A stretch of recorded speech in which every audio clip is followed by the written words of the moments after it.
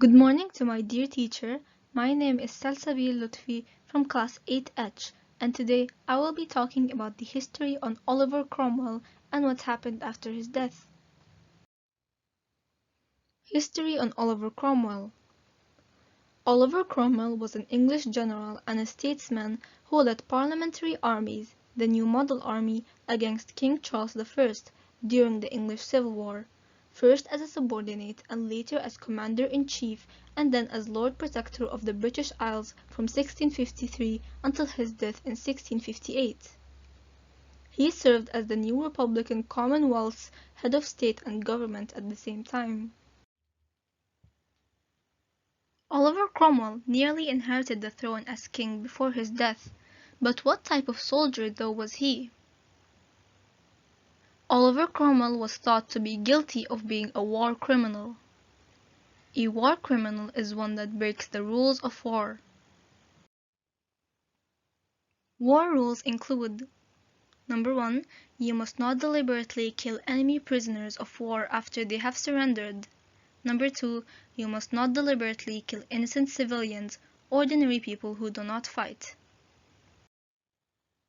Oliver Cromwell's war crime charges.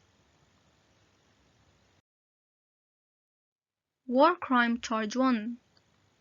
On May 10, thousands of rebel soldiers marched on Burford, Wiltshire. Cromwell moved his own soldiers swiftly, covering 50 miles a day on horseback. They caught the rebels. They were promised a pardon if they surrendered. Cromwell broke his promise and 4 rebel leaders were put on trial and 3 were executed. War crime charge 2. Cromwell took his new model army soldiers to Drogheda, determined to crush the royalists and to get revenge for what they believed was the terrible massacre of Protestants by Irish Catholics in 1641. Even though Cromwell knew that many enemy soldiers had surrendered to his men, a massacre followed. No mercy was shown to man, woman, or child for 24 hours.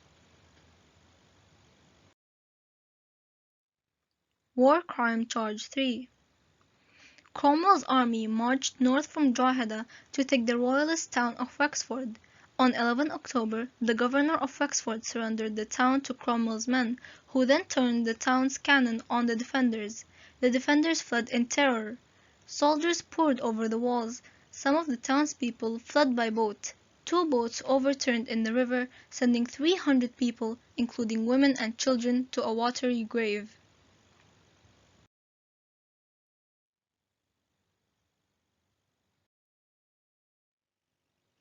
Oliver Cromwell's death. Cromwell died on 3rd of September 1658, aged 59. His death was due to complications relating to a form of malaria and kidney stone disease. A wax mold was made of his features after his death.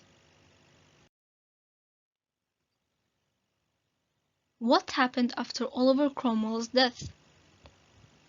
Number 1. The Great Plague of London from 1665 till 1666. Afterwards, the Great Fire of London started on 2nd September 1666. This fire destroyed most of London. Number 2. His son Richard took over the throne, but he wasn't strong like Oliver. Then in 1660, Parliament requested Charles I's son to rule instead of Oliver's son Richard. Number 3. Charles II ruled, and the people adored him. He died on 1685 and had 13 children, but they couldn't inherit the throne after Charles II because they were all illegitimate. Instead, his brother James became king. Thank you and have a nice day.